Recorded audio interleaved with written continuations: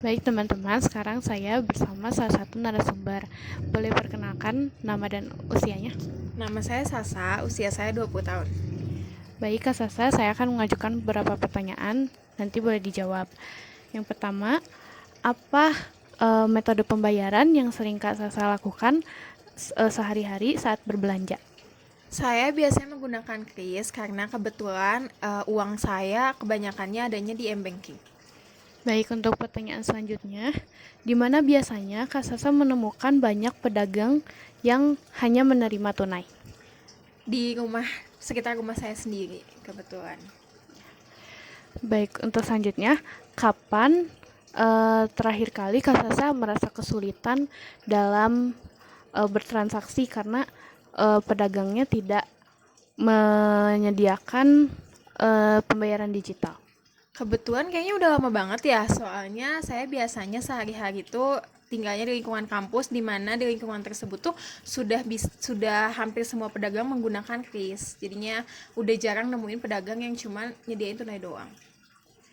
Baik, lalu untuk selanjutnya, mengapa Kak Sasa lebih memilih transaksi digital daripada transaksi uang tunai? Karena menurut saya lebih praktis, lebih nyaman juga, dan lebih aman juga. Karena kalau misalnya tunai bisa aja kita kena kayak tidak ada kembalian atau enggak uang-uang palsu.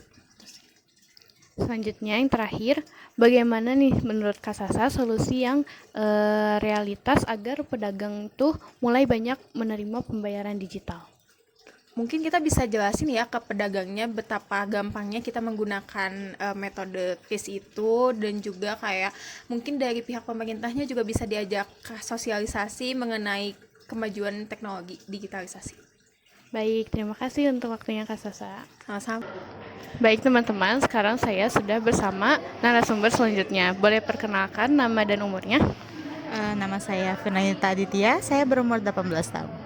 Baik Kak Firna, saya akan mengajukan beberapa pertanyaan, nanti boleh dijawab ya. Yang pertama, apa metode pembayaran yang biasanya dipakai Kak Firna untuk berbelanja? Saya biasanya menggunakan metode pembayaran e-wallet, yang dimana itu adalah cashless. Baik, di mana biasanya Anda menemukan banyak pedagang yang hanya menerima uang tunai? Biasanya saya menemukan pedagang-pedagang ataupun kios-kios yang masih menggunakan uang tunai di sekitaran tempat umum lingkungan saya. Baik, lalu kapan terakhir kali Kak Firna merasa kesulitan bertransaksi karena pedagang hanya menerima uang tunai? Mungkin sekitar 1 bulan yang lalu, di mana saat saya sedang berbelanja untuk membeli makanan, tapi saya baru mengetahui bahwa penjual tersebut hanya menerima uang tunai. Jadi saya harus menarik dulu tunai ke ATM yang dimana itu lumayan cukup jauh dari tempat tersebut. Baik, nah untuk selanjutnya, kenapa Anda lebih memilih transaksi digital dibandingkan uang tunai atau cash? Sebelumnya yang pertama karena mudah, tentu saja menggunakan e-wallet ini, bahkan kita hanya perlu mengeluarkan HP untuk membayar hal tersebut, dan juga terkadang ada biaya tambahan yang dimana angkanya tersebut tidak bisa digenapkan atau banyak lah itu ya angkanya. Jadi kadang pedagang pun ataupun penjual tidak memiliki kembalian untuk hal tersebut. Oke, baik, ada pertanyaan terakhir. Bagaimana sih menurut Kak Firna solusi yang realitas agar pedagang itu mulai banyak menerima pembayaran digital? Sarannya mungkin yang pertama bisa dilakukan oleh pemerintah setempat. Yang pertama itu adalah pemerataan akses internet, karena tidak semua pedagang ataupun UMKM penjual itu memiliki kuota.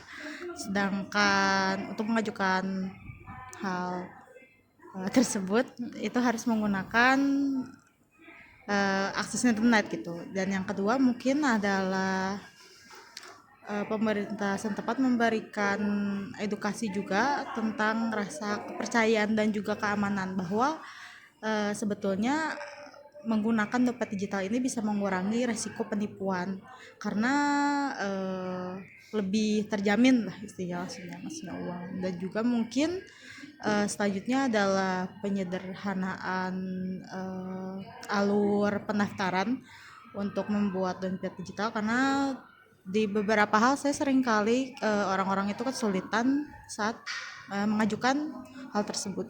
Jadi mungkin harus disederhanakan saja. Baik, terima kasih untuk waktunya Kak Firna. Sama-sama. Baik teman-teman, saya sekarang bersama narasumber selanjutnya. Boleh perkenalkan nama dan umurnya? Nama Binti, umur 43. Umur 43, oke. Bi, saya akan memberikan beberapa pertanyaan. Nah, nanti boleh dijawab ya. Yang pertama ada metode pembayaran apa yang biasanya dipakai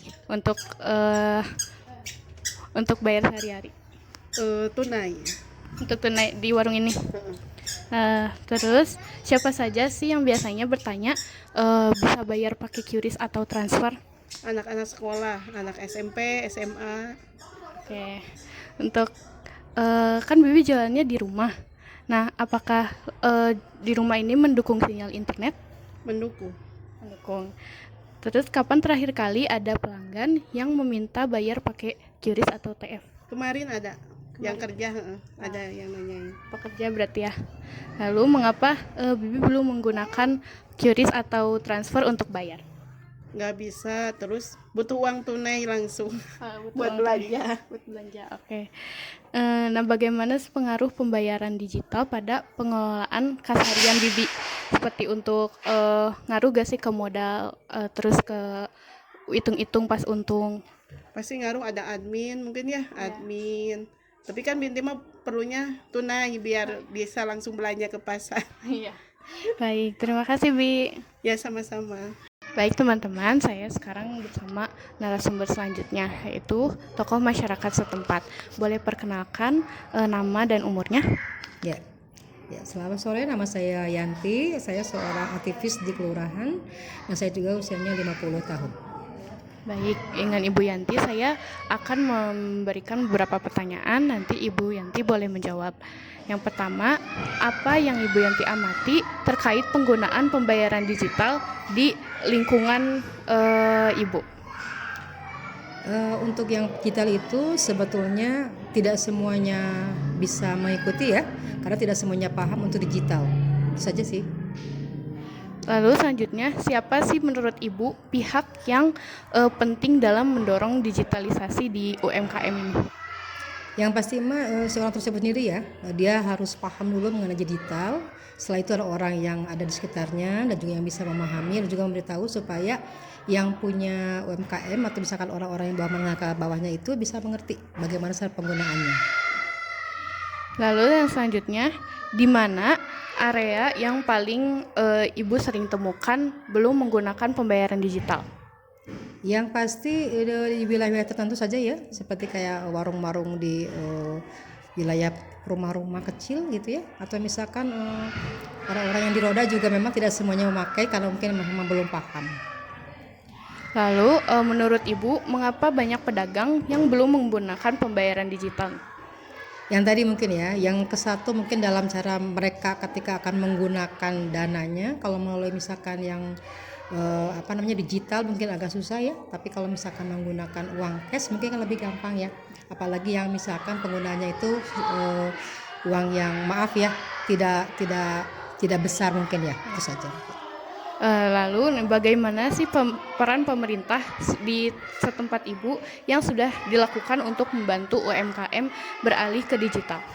Ya, setahu saya itu memang sudah ada ya yang dari pihak pemerintah ke kalangan di bawah ya. Cuman kan tadi kembali lagi ya, bagaimana cara si orang tersebut atau SDM-nya apakah bisa paham menggunakannya apa tidak. Jadi kalau misalkan diberitahu pun kalau memang tidak paham susah ya. Jadi harus memang si SDM tersebut apakah sudah paham atau tidak. Itu saja. Baik, berarti yang terakhir dilakukan sosialisasi atau bagaimana, Bu? Sosialisasi memang betul harus dilakukan, tapi juga memang harus dengan bukti nyatanya ya, bahwa yang namanya penggunaan digital itu memang sekarang itu harus bisa. Jangankan untuk yang usaha ya, kita saja yang baru rumah tangga atau yang di lain juga kalau misalkan penggunaan tidak memakai itu emang tidak bisa untuk adanya jual beli ya. Jadi kadang-kadang bisa kembali lagi karena tidak bisa memakai uang cash. Baik, terima kasih Bu untuk menjawab pertanyaannya. Sama-sama, mudah-mudahan lancar semuanya ya.